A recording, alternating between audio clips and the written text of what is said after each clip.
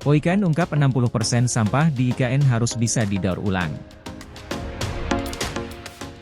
Otorita Ibu Kota Nusantara, POIKN, mengungkapkan bahwa sekitar 60% sampah yang ada di IKN harus bisa didaur ulang atau diolah menjadi produk baru.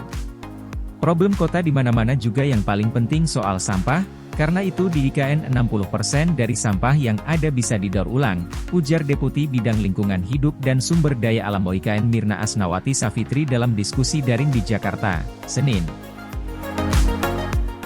Sementara sisanya, lanjut Mirna, menggunakan teknologi sehingga apakah sampah di IKN tersebut bisa dikonversi menjadi energi atau diolah untuk menghasilkan produk-produk baru. Dirinya menyampaikan bahwa saat ini sedang dilakukan pembangunan tempat pengelolaan sampah terpadu, TPST, di IKN, sebagai salah satu cara mewujudkan agar sampah-sampah di IKN dapat didaur ulang. Kendati demikian, katanya, hal lebih penting mengenai urusan sampah ini berkaitan dengan cara berpikir dan gaya hidup individu, di mana persoalan penyelesaian sampah harus diselesaikan di sumbernya yakni pada masing-masing individu. Kalau kita bisa mengurangi sampah bagi diri kita sendiri, itu sudah sangat membantu, kata Mirna. Sebagai contoh, IKN sendiri menjalankan edukasi terkait upaya pengurangan sampah yang baik sejak dini melalui program Sekolahku Minim Sampah bagi anak-anak. Biasanya jika anak-anak sudah memiliki kesadaran maka pulang ke rumah membawa edukasi tersebut dan juga meminta orang tuanya untuk melakukan hal sama, kata Mirna. Sebagai informasi, Kementerian Pekerjaan Umum dan Perumahan Rakyat, PUPR, melalui Direktorat Jenderal, Ditjen, Cipta Karya membangun infrastruktur dasar tempat pengelolaan sampah terpadu, TPST, di Ibu Kota Negara atau IKN Nusantara, Kalimantan Timur, sesuai dengan tujuan menjadi kota berkelanjutan untuk dunia.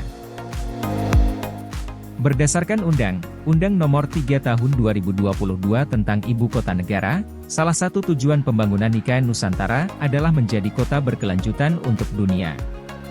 Salah satu sektor infrastruktur dasar untuk mencapai tujuan tersebut yakni infrastruktur pengelolaan sampah. TPST sebagai infrastruktur pengelolaan sampah termasuk salah satu infrastruktur dasar yang dibangun pada tahap awal pembangunan IKN periode 2022-2024.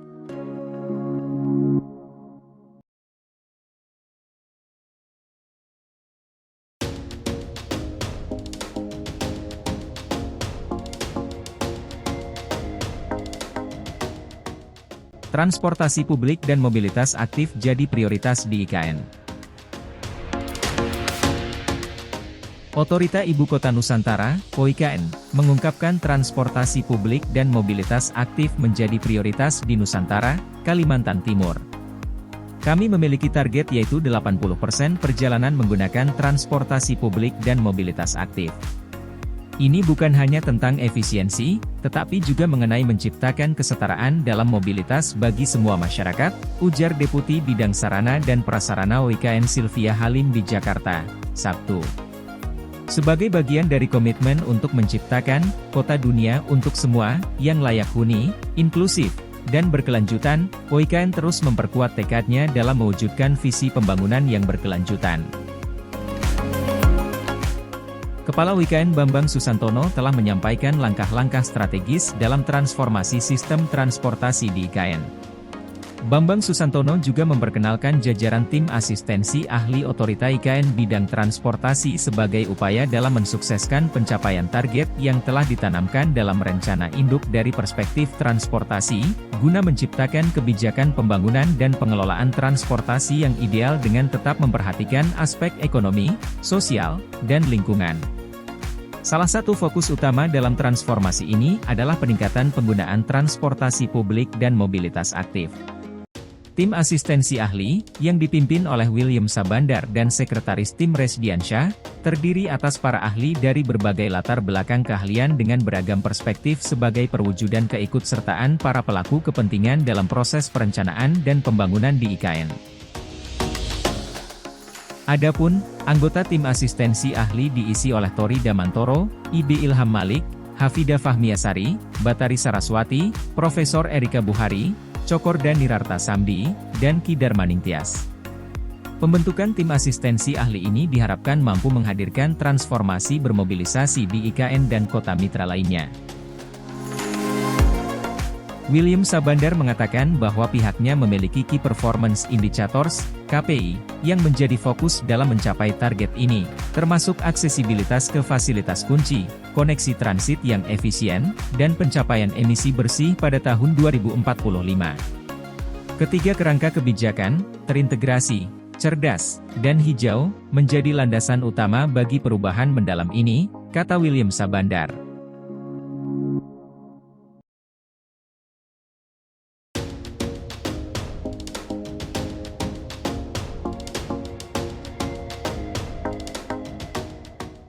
Progres 12 tower rusun ASN di IKN di atas 30%.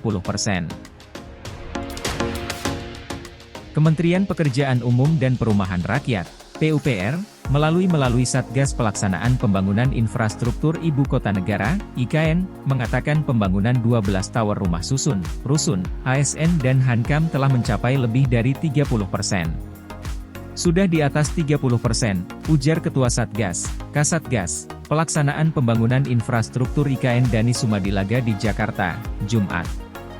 Danis menambahkan, sebanyak 12 tower rusun ASN seperti rusun ASN 1 progres pembangunannya sudah mencapai 30,8%, kemudian rusun ASN 4 sudah 34%, serta rusun untuk Polri dan Badan Intelijen Negara, BIN, juga sudah 30%. Dia mengatakan bahwa pembangunan 12 tower rusun ASN di IKN tersebut masih berjalan sesuai target. Masih sesuai target yakni Juni-Juli, karena pada Juli pemindahan ASN dimulai ke IKN, kata Danis. Sebagai informasi, Otorita Ibu Kota Nusantara, OIKN, memastikan aparatur sipil negara, ASN, akan mulai pindah ke Ibu Kota Negara, IKN, pada bulan Juli 2024. Pemindahan sejumlah ASN ke IKN dimulai jika hunian ASN telah rampung. Pemindahan ASN sendiri bukanlah hal yang mudah, melainkan harus dilakukan dengan persiapan yang matang dan secara bertahap. Sementara itu, Kementerian Pendayagunaan Aparatur Negara dan Reformasi Birokrasi, PAN-RB, terus bergerak cepat mematangkan beberapa skenario pemindahan aparatur sipil negara, ASN, ke Ibu Kota Nusantara, IKN. Kementerian PAN-RB ingin memastikan kinerja pemerintahan di IKN tetap berjalan produktif ketika sudah pindah ke IKN. Dalam pembuatan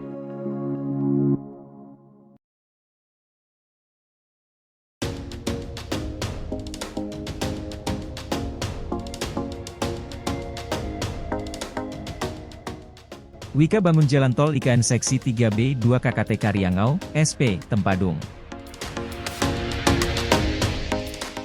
PT Wijaya Karya, Persero, Tbk mendapatkan kepercayaan dari Kementerian PUPR untuk membangun jalan tol IKN Seksi 3B 2, segmen KKT Karyangau SP, Tempadung.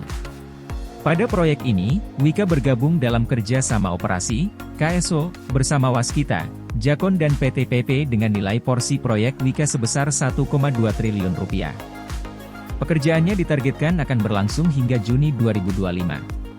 Proyek Jalan Tol IKN Seksi 3B, 2 segmen KKT Karyangau SP, Tempadung berada dalam ruas Main Road Tol Seksi 3B sepanjang 7,3 km yang nantinya menjadi penghubung antara Main Road Jalan Tol IKN Seksi 3B dengan Jalan Karyangau.